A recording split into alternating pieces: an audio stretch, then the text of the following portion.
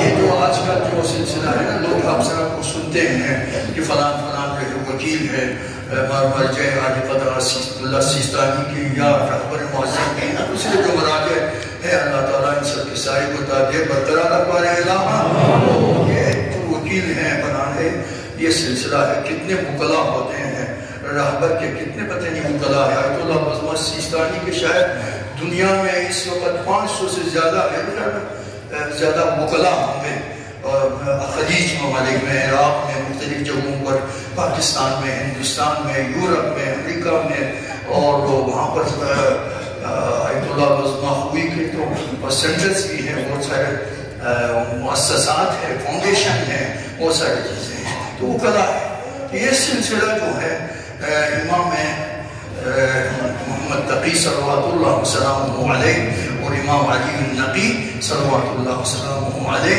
اور امام حسن العسکری صلوات اللہ وسلم. شروع جو ہے امام محمد تقی صلوات اللہ وسلم شروع یہ وکلا کا سسٹم، چونکہ وہ محبین جو ہے آل محمد کے ماننے والے مختلف اس وقت شہروں میں ہوتے تھے، کچھ قم میں ہوتے تھے، کچھ عراق میں ہوتے تھے، کچھ عراق کے مختلف بغداد میں ہوتے تھے، کچھ نیشابور میں ایران میں ہوتے تھے، کچھ رئی میں ہوتے تھے. وہ کلا کا سسٹم جو ہے وہ وہیں سے شروع ہو گیا. ملوہ گنجائش میں نے اشیاء سلسلہ بنا تو یہ سلسلہ وہاں سے چل پڑا ہے. کس چیز کا؟ یہ وہ کلا کا جو سسٹم ہے.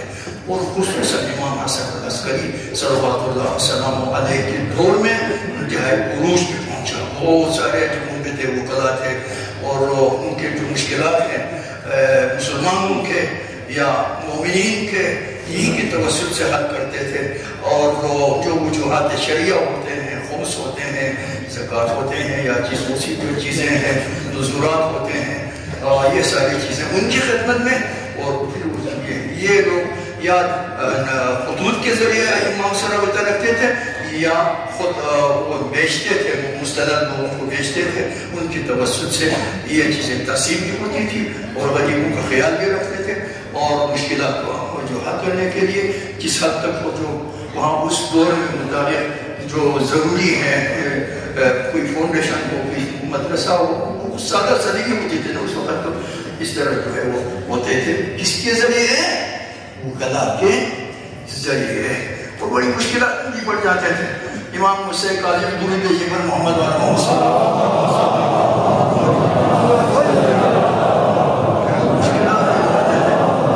اس وقت انتہائی کم تھے وہ کلا امام حسین کاظم، چونکہ آپ کی تو زندگی جو ہے اکثر جو ہے 7 سال زندان میں یا 14 سال اور زندان میں رہے. اس کی وجہ سے لوگوں سے ارتباط بہت کم ہوتا تھا.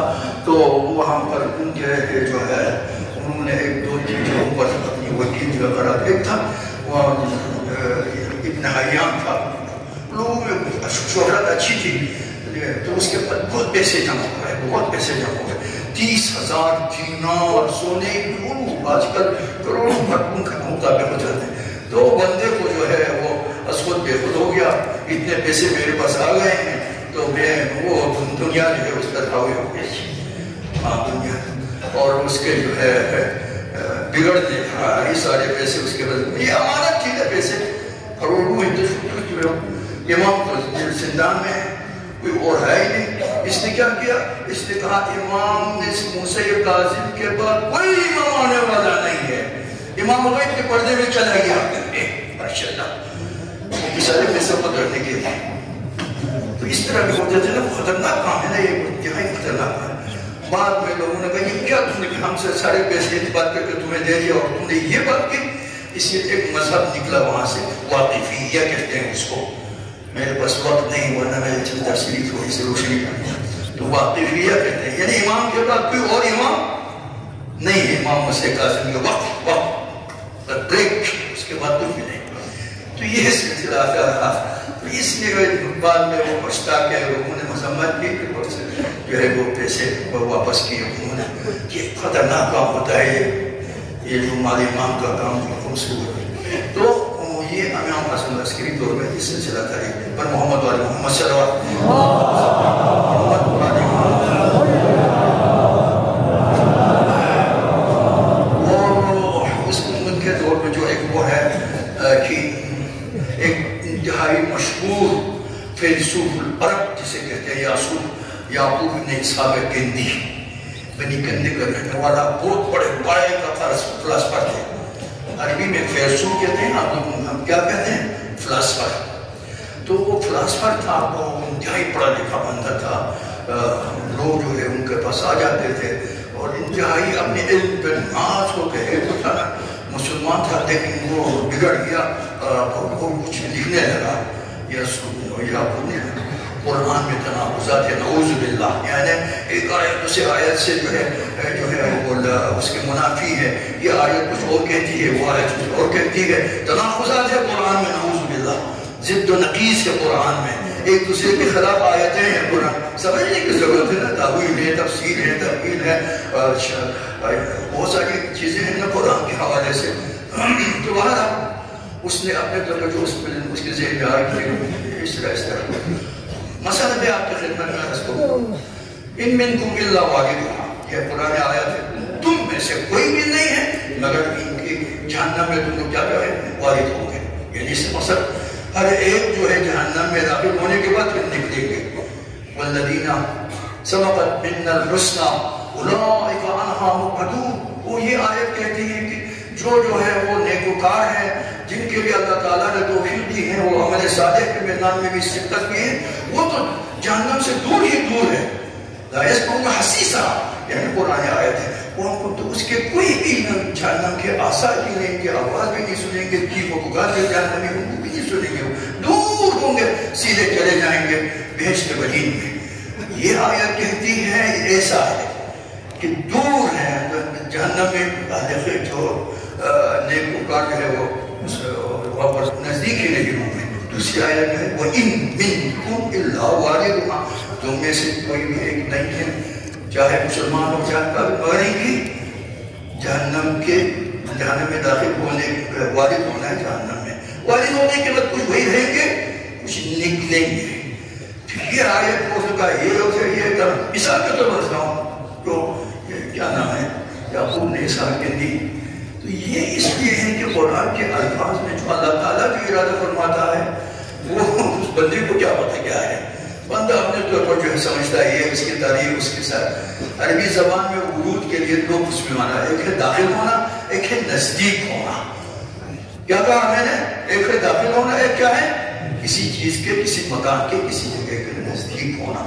فلما ورد ماء مدین، جیسا کہ حضرت موسیٰ کے بارے میں جب مدین کے پانی کے نزدیک پہنچے، نہر کے، نہیں کہ داخل ہوئے تھے وہاں پر، یہاں ورود سے نزدیک.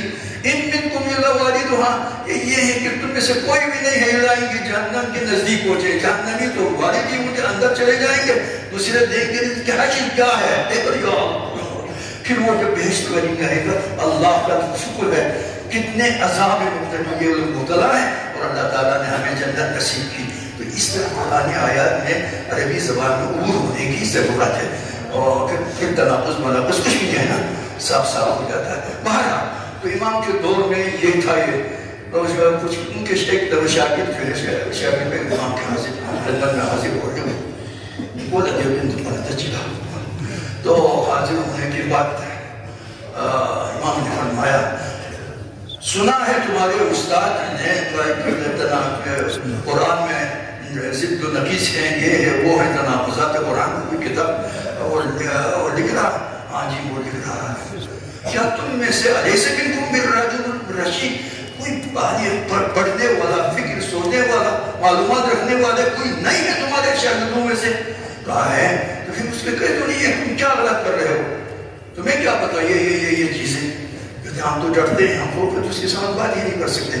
پھر امام نے ان کو سمجھایا یہ باتیں ان سے کہتے ہیں، وہ سمجھدار بندہ ہے. ایک دفعہ وہ جو ہم نے اس عزائم سے وہ ارادے سے کی، غلط جو ارادے سے وہ منسلک ہو جائیں گے. ایسا ہی کیا، وہاں کیا، باتیں پہنچائی. حیران ہو گیا یہ کس کی طرف سے؟ تم نے نہیں، تمہارے بس کی بات نہیں ہے. یہ ایک عظیم شخص ہے جس نے یہ بات کی ہے. تو کہا یہ تو حسن ابن علی عسکری نے ان کی خدمت میں تھا. ہاں صحیح، اس نے چھوڑ دیا. یہ جو امام نے جو اس کو نسخہ دیا تھا نا، تعلیم کیا تھا نا، پہنچایا، اس کو سمجھ میں آیا، نے عرب چھوڑ دیا اس نے. یہ اس طرح کے اسلام کے مدافع، قرآن کے مدافع، مسلمانوں سے دفاع کرنے والے ہمیں امام حسن ائمہ ہوتے تھے، لیکن اس کو امام حسن العسکری، امام علی النقی صلوات اللہ وسلم علیہ ہمیشہ زیر حراست عسکری شریف تھے، فوج کے نزدیک، چھاؤنی کے نزدیک ان کا جو ہے امام کی رہائش جو ہے انہوں نے قرار دیا تھا تاکہ ان کی کڑی نظر رکھے ہر چیز پہ.